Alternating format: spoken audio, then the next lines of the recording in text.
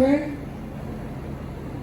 कि जिस हिसाब से आज रेलवे पूरे देश में बढ़ रहा है, जिस हिसाब से जो सुविधा हो रही हम देख रहे हैं लगातार, प्रधानमंत्री मोदी जी के नेतृत्व में पिछले 9 साल में लगातार रेलवे अपनी प्रगति पे हैं और ऐसी प्रगति पे हैं कि जो आज तक ऐसे काम नहीं हुए।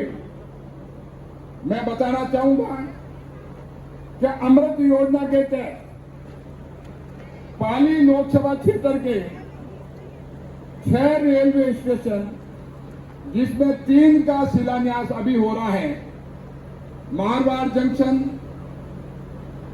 फालना और सोजत रोड, आने वाले टाइम में जवाईबान, रानी और सोमेश्वर, इनका भी जो है कायाकल्प होगा। लेकिन प्रथम स्टेज पे ये 3 स्टेशन लिए गए हैं, तो पाली लोकसभा क्षेत्र में 6 स्टेशन होना, ये मुझे लगता है कि राजस्थान में क्या पूरे देश में सर्वाधिक है। मैं धन्यवाद देता हूं कि हमारे प्रधानमंत्री जी को, जिनके नेतृत्व में ये सारा काम हो रहा है, पूरी मेरी तरफ से और पाली लोकसभा क्षेत्र की जनता की तरफ से प्रधानमंत्री मोदी जी का हम बहुत बहुत आभार जता रहे हैं और हमारे रेल मंत्री अश्विनी जी का बहुत धन्यवाद अर्पित करते हैं कि जो भी हमने समस्या बताई, जो भी हमने काम बताया, उनको अपनी तरफ से पूरा प्रयास किया और वो काम जो है लगातार, उन कामों में से लगातार पाली लोकसभा क्षेत्र के काम हो रहे हैं। इसलिए मैं उनका बहुत कृतज्ञ हूं। मैं इस बात को मानता हूं कि जिस हिसाब से मारवाड़ जंक्शन रेलवे स्टेशन पर अमृत योजना के तहत जो कार्य हो रहे हैं, वो कार्य जो हैं स्टेशन की मुख्य एंट्री का पूरा पुनर्निर्माण, जो आपने नक्शा देखा था अंदर घुसते ही, और वर्तमान स्टेशन के पास में एक बिल्डिंग का निर्माण होगा जिसमें टॉयलेट सुविधा, canteen, waiting room, waiting hall, cafeteria, commercial shop आदि की व्यवस्था होगी, जो आम जन के लिए और आम जो यात्री हैं उनके लिए ये बहुत बड़ी सुविधा होगी। और एक नया फुट ओवरब्रिज का निर्माण होगा जो कि करीब 12 मीटर चौड़ा होगा। सामान्य फुट ओवरब्रिज की जो चौड़ाई होती है लगभग 3 मीटर होती है, लेकिन ये 4 गुना उससे चौड़ा होगा। और अब द्वितीय द्वार पर भी टिकट काउंटर होगा, जिससे पूर्व में रहने वाले मारवाड़ वासियों को घूम करके प्रथम द्वार पर नहीं आना होगा। साथ ही गोरम घाट के लिए जाने वाले पर्यटकों को सीधा यहीं से टिकट मिल जाएगा। और जहां तक प्लेटफॉर्म नंबर 1, 2 और 3 और 4 पर टिन शेड अभी नहीं है, उसका कम है, उस पर विस्तार किया जाएगा। और सामान्य श्रेणी के कोच के पास भी पानी की व्यवस्था, टॉयलेट की व्यवस्था, प्लेटफॉर्म शेल्टर की व्यवस्था भी की जाएगी। ये कोच सामान्यतः ट्रेन के बहुत आगे या पीछे होते हैं। और जहां तक हम देखते हैं, प्रधानमंत्री जी का हमेशा रहता है कि हमारे दिव्यांगजन, आप देखिए आज देश आजाद हुए करीब 75 साल हो रहे हैं, लेकिन ये दिव्यांगजनों के बारे में सोचना और उनको सुविधा देना, ये प्रधानमंत्री जी के दिल में हमेशा रहती हैं।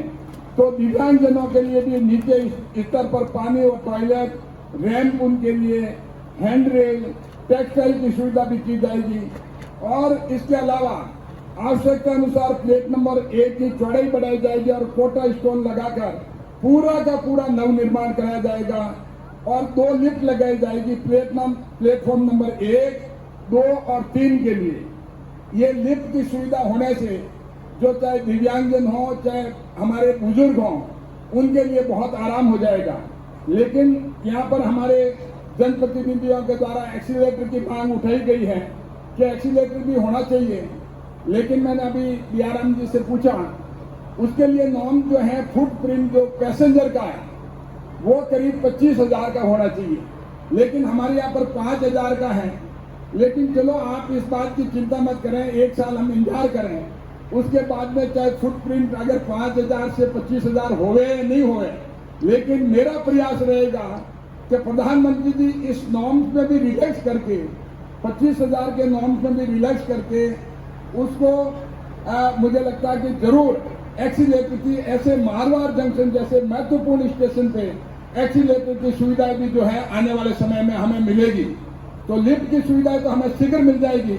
और मैंने अभी ठेकेदार से बात की, मैं धन्यवाद देता हूं कि इन्होंने मुझे ये आश्वासन दिया कि किसी भी सूरत में ये काम जो है ये फरवरी 2024 तक पूरा हो जाएगा। लेकिन आप फरवरी 2024 तक नहीं रखें, आप इसको कोशिश करें दिन रात एक करके आप इसको जनवरी 2024 तक पूरा करें। जो पूरे के पूरे जो आज जिनका शिलान्यास हो रहा है पूरे देश में, पूरे राजस्थान में, उसके साथ भी इस रेलवे स्टेशन का लोकार्पण माननीय प्रधानमंत्री जी के हाथों के द्वारा जनवरी के एंड में ही हो जाए। तो आप अपना टारगेट जनवरी में ही पूरा करने का रखें और लोकसभा के चुनाव के पहले इन सारे स्टेशन का लोकार्पण हो जाना चाहिए। इस हिसाब से और आप ये बात ध्यान में रख करके और आप ये काम करें और समय समय पे मैं आकर के ये देखूंगा और मैं डीआरएम साहब को भी कहूंगा कि लगातार प्रतिदिन वो मॉनिटरिंग करें कि कितना काम हो गया है। तो लगातार काम जो है इसको भी आप अपना काम लगातार बढ़ाए जाएं। और इसके अलावा हम देखते हैं कि पैसेंजर को उसका कोच होता है कि उस कोच में उसका रिजर्वेशन है। गाड़ी जो है आज की तारीख में 1-1 किलोमीटर लंबी होती है, तो उसमें उसको पता नहीं रहता है कि मेरा कोच कहाँ खड़ा होगा। तो कोच इंडिकेटर जो है वो आपके इस प्लेटफॉर्म पे लगे होंगे, तो हर एक कोच जो कोच नंबर कहाँ पर आएगा, जिससे कि आपको 10-20 कदमों से ज्यादा चलना नहीं पड़े और जो हमारे बुजुर्ग हैं उनको भी तकलीफ नहीं हो, बच्चों को तकलीफ नहीं हो, हमारे दिव्यांगजन को भी तकलीफ नहीं हो। तो कोच इंडिकेटर जो है और उनका फंक्शनिंग भी होता रहना चाहिए, ये भी बहुत जरूरी है।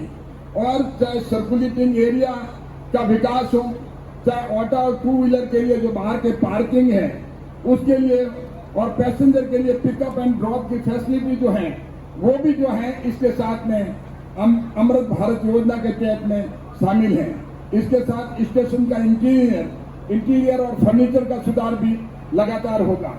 जो मुझे बताया गया है, पूर्व में हमने 3 कार्य के लिए इनको कहा था कि RUP जो 58 है उसके ऊपर शेड के माध्यम से कवर करने के संबंध में तो मुझे बताया गया है कि करीब 95,80,000 रुपए की लागत से इसका निर्माण कार्य पूरा कर लिया गया है।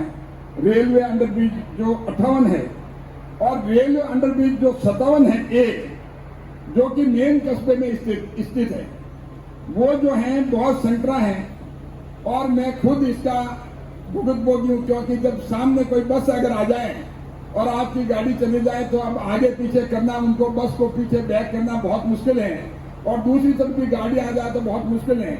लेकिन इनका कहना है कि वो नहीं, हमने दूसरा जो है RUP 57 जो है वो बना दिया है रेलवे अंडरब्रिज, वो डबल है। लेकिन इसके साथ ही जो ये RUP 57A है, इसके शेड को कवर करने के लिए जो पानी की समस्या रहती है भरने की, इसको कवर करने के लिए करीब 90 लाख रुपए का कार्य स्वीकृत हुआ है, जिसमें से 80% पूरा कर लिया गया है। और इसके लिए पानी निकासी हेतु पंप और 30 लाख रुपए स्वीकृत हुए हैं, जिसका कार्य कि ये बता रहे हैं कि पूर्ण कर लिया गया है। तो मुझे लगता है कि इसमें तकलीफ नहीं आनी चाहिए। और आने वाले समय में मेरा मानना है कि जो अंडरपास जो सिंगल दे रखा है वो आप कोशिश ये करें कि उसको भी हम डबल कैसे कर सकें, जिससे जाने का रास्ता अलग हो और आने का रास्ता अलग हो, जिससे आमने सामने जो है व्हीकल नहीं फंसे। ये काम जो मुझे लगता है कि शीघ्र होना चाहिए। और जहां तक मैंने देखा है कि अंडरपास जो है पानी नॉर्मल भरता है और ये बहुत तकलीफ आती है, तो इसके लिए पुख्ता इंतजाम हमारे पास होना चाहिए कि आने वाले समय में किसी हिसाब से पानी नहीं भरे। और जो क्योंकि अब फ्रेट कॉरिडोर भी बन गया है और फ्रेट कॉरिडोर के साथ में रेलवे का ट्रैक भी है, अब हमने देखा कि पूरे पाली लोकसभा क्षेत्र में लगभग ऐसे अंडरपास हैं जो फ्रेट कॉरिडोर के नीचे तो बन गए हैं, लेकिन रेलवे लाइन के नीचे नहीं बने हैं और आधे ही बने हैं। जब ये मुद्दा मैंने माननीय अश्विनी जी वैष्णव जी के सामने उठाया तो उन्होंने माना कि वास्तव में ये तो बहुत जरूरी है। तो उन्होंने कहा कि आपके पाली लोकसभा क्षेत्र में ही नहीं, पूरे के पूरे हम देश में जितने भी हैं, दिल्ली से लगा के मुंबई तक, उन सभी को जो है जो अधूरे बने हैं वो फ्रेट कॉरिडोर के नीचे ही नहीं, वो रेलवे अंडरब्रिज जो अंडरपास है वो दोनों चारों सभी लाइनों के नीचे वो पार होना चाहिए, अधूरा छूटना नहीं चाहिए। क्योंकि पैसेंजर ऐसा नहीं कि उस प्लेटफॉर्म पे आकर के फिर वो ओवर ब्रिज पे चल करके आए, ये तो बहुत उसके लिए असुविधा होगी और मोदी जी के राज में ये चलता भी नहीं है। इसलिए उन्होंने मंत्री जी ने उसी समय कह दिया इनमें सब में सुधार किया जाएगा और दिल्ली से मुंबई तक और पाली लोकसभा क्षेत्र में जो 33 अंडरपास हैं इस तरह के, उन अंडरपास को जो है वो ठीक किया जाएगा। तो आने वाले टाइम में मेरा मानना है कि रेलवे में और भी अब जो है रेलवे का एक बहुत बड़ी नींव जिसको हम कह सकते हैं, रेलवे के विकास में बहुत बड़ी नींव प्रधानमंत्री जी के नेतृत्व में रखी जा चुकी है और आने वाले टाइम में भारत जो है विश्व में एक कीर्तिमान स्थापित करेगा। अभी भी रेलवे के मामले में अगर पैसेंजर का देखें तो भारत विश्व में 1 नंबर पे है। 2.5 करोड़ लोग जो हैं, 2.5 करोड़ पैसेंजर रेलवे में प्रतिदिन रेलवे का उपयोग करते हैं, ट्रेवल करते हैं। आप देखेंगे कई लोगों, कई देशों की आबादी नहीं है 2.5 करोड़, 2.5 करोड़ हमारे प्रतिदिन पैसेंजर है रेलवे के। तो ये अपने आप में बहुत बड़ी बात है। और अभी हाल ही में जिस हिसाब से हमारे वंदे भारत जो ट्रेन जो है जोधपुर से अहमदाबाद तक चली है, मैं इसके लिए भी माननीय प्रधानमंत्री जी को मेरे पाली लोकसभा क्षेत्र की तरफ से और मेरी तरफ से बहुत ही धन्यवाद अर्पित करता हूं कि उसका ठहराव जो है वो हमने बहुत हमारे पाली लोकसभा क्षेत्र में पाली और फालना में हुआ है। लेकिन आने वाले टाइम में ये मारवाड़ जंक्शन और हमारे जवई बांध में भी इसका होवे, जिससे यहाँ के पैसेंजर भी जो है